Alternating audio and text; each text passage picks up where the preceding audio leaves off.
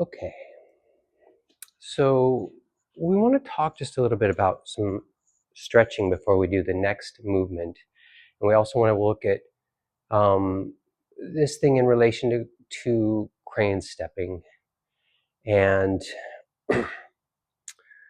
and this is the first of the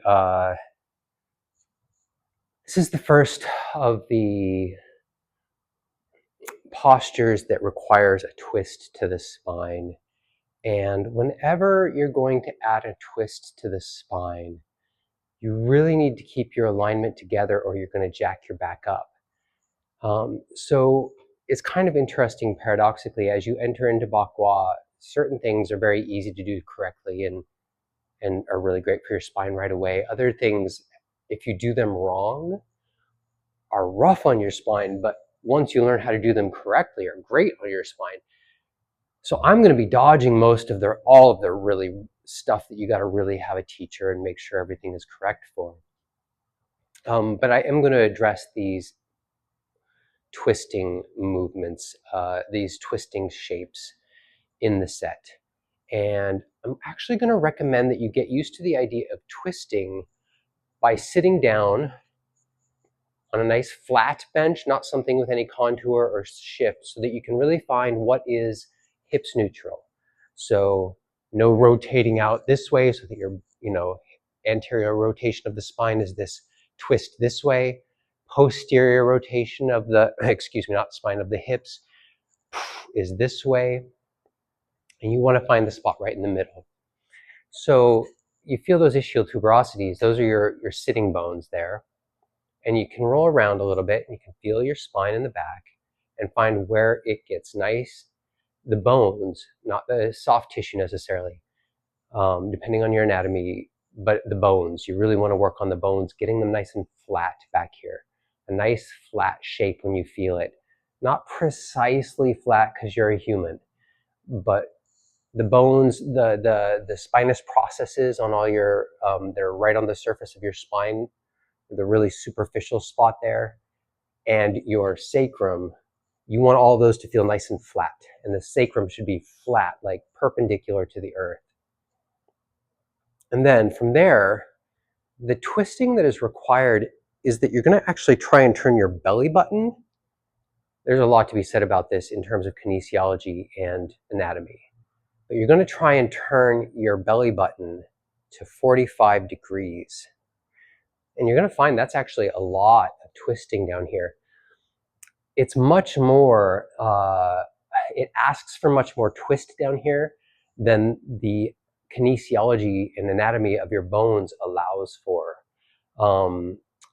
Probably you have almost no, I forgot to double check my facts before I got on here, but I think you have almost no rotational movement in that lumbar spine. For those of us who started young enough, I think I have a little bit, but it's a skosh. And if I'm remembering right from kinesiology, they would identify in kinesiology that there's no rotational turning. I think you're capable of developing it if you start young enough. All that being said, it's almost irrelevant. The bones don't have that much of a rotation. So when you ask this soft tissue, all this musculature down here, for that rotation, it really creates a spiral in your structure. Nice little pop there. So you want to learn how to maintain exactly up and down while turning this belly button to 45 and your shoulders all the way to 90. And so I recommend finding a chair, someplace like this where you can grab and have some support for your structure so that it doesn't have to all be this. And then you want to really compress, lengthen this section by sucking in that gut. You're trying to lengthen all those bones, not just randomly suck in your gut, because then you might end up like humping your low back or something, right? So don't just you're trying to really straighten and lengthen with that suction. And then you're going to turn, maintaining that, you're going to turn your belly button to 45 degrees and your shoulders all the way to 90. And that is quite the stretch. Take your time between stretches here in the center. Make sure you kind of maybe even do just a little spinal forward and backward bending for a second before you turn this other way. Again, sucking that gut in, lengthening all these bones, then turning this guy to 45 degrees and the shoulders to 90. Oh, I get nice little pops doing that. And you want to, that's the most extreme you would take these stretches. And the Pa Kua, you do that for 3 of our stances while you're walking the circle, the next 3 that we talk about. And it's actually really, really hard to maintain that twist while you're also doing the walking. But it's a pattern to learn, it's a pattern to develop. So I would really work with this stretch before you go to this next posture, but then we're going to just look at that next posture.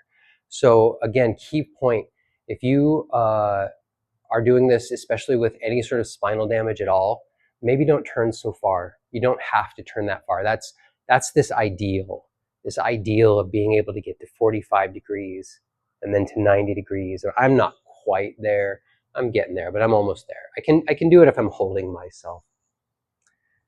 It's not actually important that you develop all of that flexibility. What is important is that you develop that spiral all the way down to your feet. And a great spiraling structure will begin to develop in you as you do it. I'm not sure if you can really see this, but if I turn in, put that leg forward. If I turn into this, I can feel a spiral after a few years of, I've been doing this again for about 7 years. I can feel a spiral down on my feet that grips the ground as I start to rotate into these structures. And that's the result of the tendon changing. Whatever you do, you become. So you start this circle walking and you begin developing this spiral in your spine and structure and shape. So yeah, safety first. Don't take the stretches too far or the stances too far. If they're uncomfortable, back out a little. You don't have to go so far. If you never develop that full flexibility of this guy to 45 degrees to your hips, shoulders all the way to 90, super not important. That's just a goal to aim for. So, having said all of that, we're going to just go through the motions. Each of our stances, a brief Wu Chi, and I'm just going to walk us through. I'm going to do the crane stepping today. I want to repeat that the crane stepping, there's 2 different versions of stepping. Heel to toe, just natural, but nice and narrow, so that your feet are like, I don't know how well you can see it, but not very wide between your feet at all.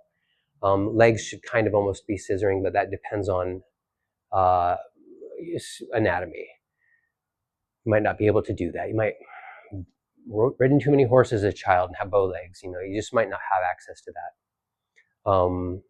But nice and narrow with both stances. And the other one is just heel to toe, but the crane stepping, we're just going to be practicing. You get this guy in place first, always. You must become Dantian obsessed to become good at soft martial arts. And then you're just practicing your crane stepping. You don't have to come up very high.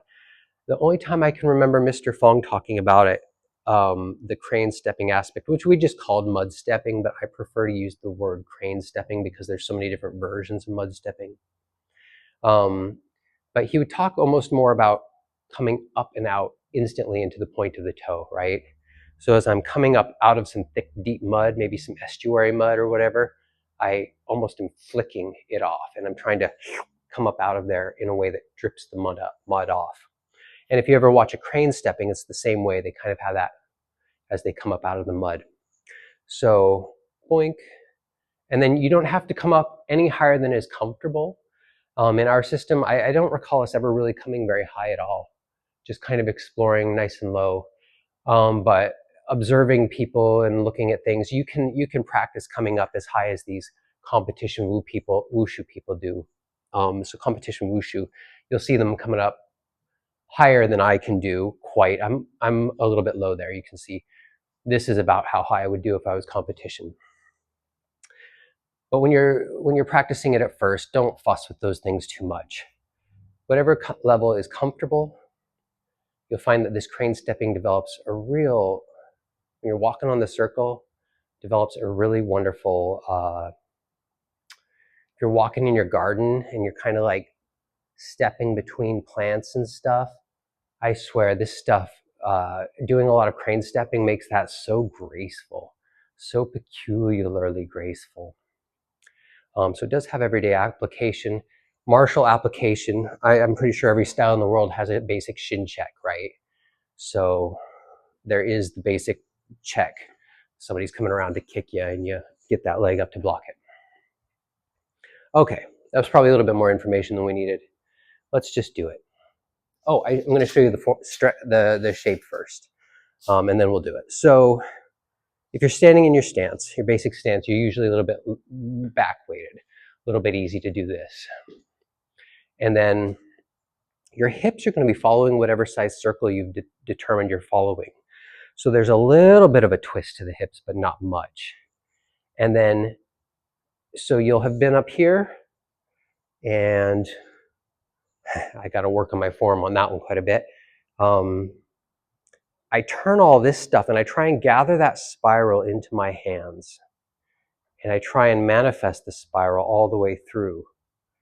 And I try and get to where, again, about 45 degrees to my hips. I'm trying to get this belly button to. Pretty hard when I don't have the brace from the chair there. And then there's two different versions of this stance. One that you can see T.Y. Pang doing during the Gua in his 70s video that exists out there. But there's another one that you can see him doing in a picture in his book. And I forgot to bring it. I meant to show it to you. I'll come around on that. But you actually want to keep your arms, roughly speaking, shoulder width. And then one of them is just reaching out in our basic stance. The other has the same hand posture, but you're going to have your bone here, your ulna, slightly rounded and outward like you do with the Tai Chi ball. So it kind of projects outward a little bit. And you're trying to turn inward until your shoulders are about even. Now, if you can get all the way even, your hands will be out there even to one another. I can't quite do that when I'm walking. The more informal one when you're doing the gua is more like this and you're not as twisted in your spine. This one is a classic example of tendon changing technique that is more about the tendon changing than it is about the martial side of things. So bear that in mind. Getting this nice and together, twisting this as much as I can, reasonably without harming myself.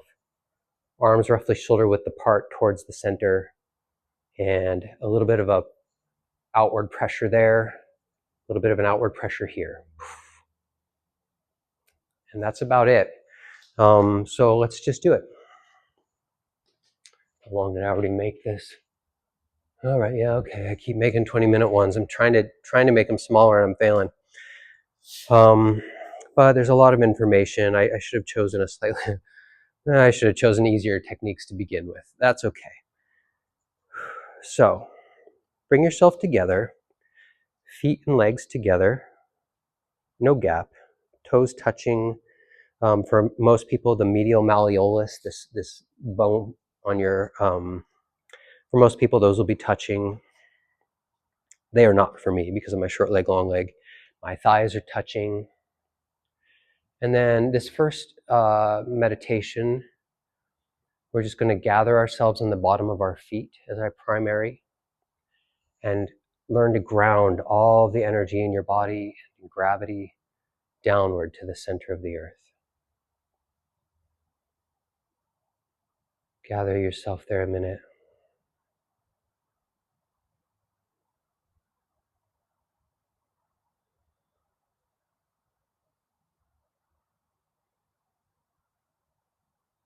Let your mind rest down into the bottom of your feet. Let your shoulders sag towards the earth. Let your tensions unwind.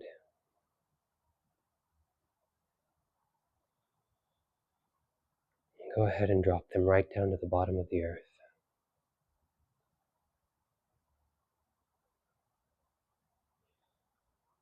So inhaling, gathering a ball of energy, exhaling,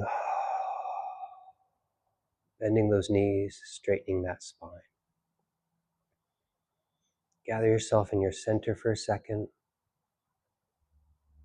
and then stepping out. I'll only do a few steps per side. Nearly made a serious mistake. So with the crane stepping, you don't actually do this first stance, and in fact, it was very easy to blow by it and not even remember it if you studied our style, because the 5 stances were the most emphasized. We'll go on about that later. So anyway, inhaling, grab the ball, bring it to this hara, bend your knees, straighten your spine. And then I'm just going to walk 1 or 2 steps here. And then when I'm out here, I would just, by relaxing, start the motion and then join that momentum until you've got your first stance. Inhaling up, exhaling down.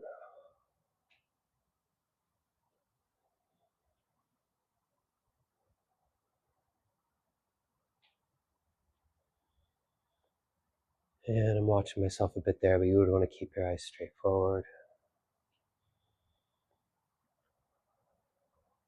So from here, I'm going to just pause and really work at the looking at these transitions. Oh, perspective shot. Finally, that guy looks correct. It's not supposed to be here. The perspective on this thing keeps throwing me off. I'm not sure how to accommodate you all on the other side. But yeah. So if I let go with my palms and shoulders at the same moment, I get this kind of a thing. So again, I want to let go, coil those fingers a bit now. See if I can feel a snake-like quality all the way to my feet. And this is the head of the snake here at my fingertips. And I'm just trying to join with that, come out. And we're in a lot closer than other styles are. That almost looks like the correct perspective. Some styles will be way out. We are not. We are more like here. Drop the chest, keep the head upright, and work with that upper back posture, I say to myself. And again, inhaling up, exhaling down.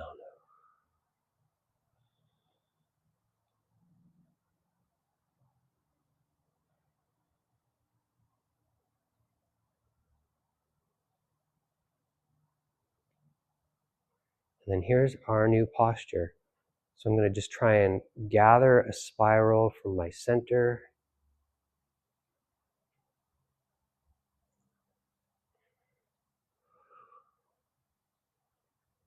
to about there. Excuse me.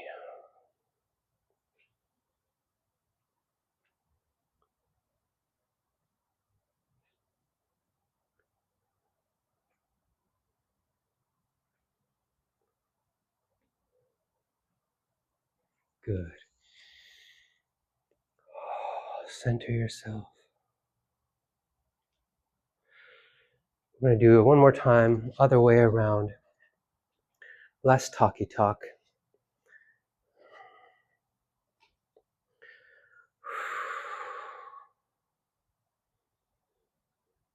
You can always start this basic meditation at your hara as well.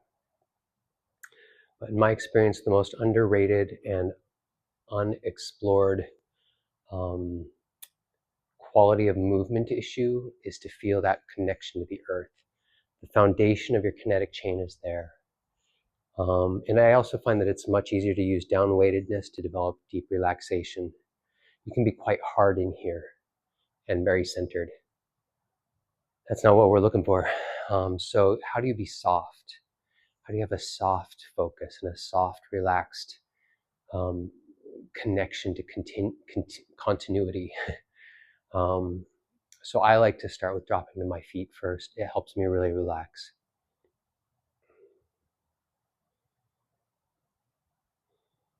Gather yourself there.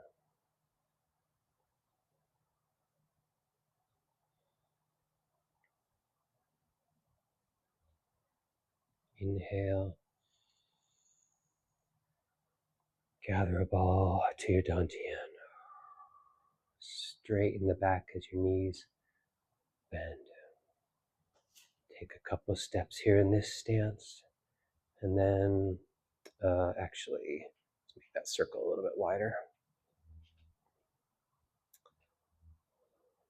And I let my hands out by relaxing first.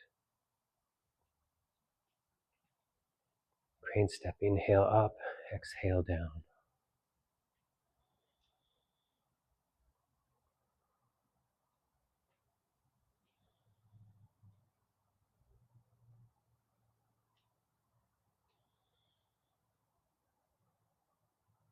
Good, next position. Let those fingers curl. See if you can feel that snake-like quality all the way to the ground. Like a three-dimensional movement through your whole structure. Inhaling up your legs, exhaling down. I'm watching my form a little bit there, but your head should be straight forward.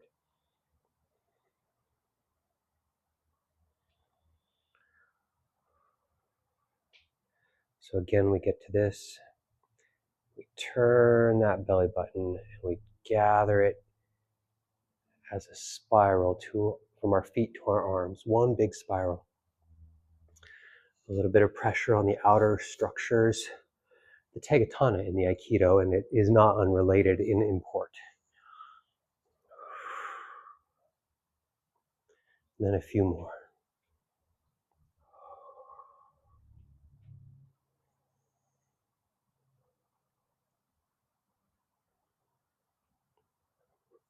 Oh, just got a great pop. You can see it's really actually hard for me to really keep this guy twisted. But we don't want to bring tension to the equation, so just work on it as best you can.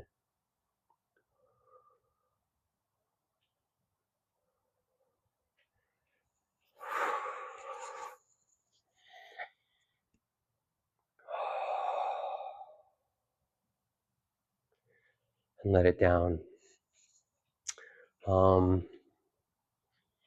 Yeah, I think that's it for now. Feel free to ask me questions.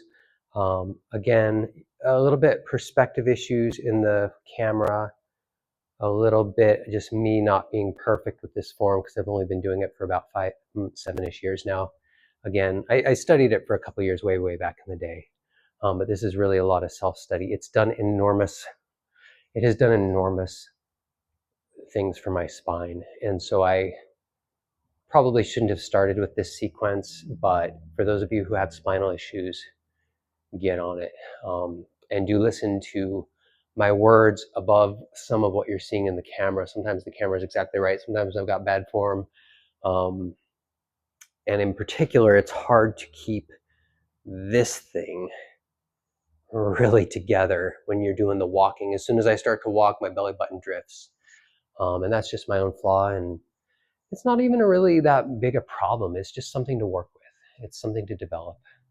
And as I do so, I'm developing more and more of this deep spiral all through my structure.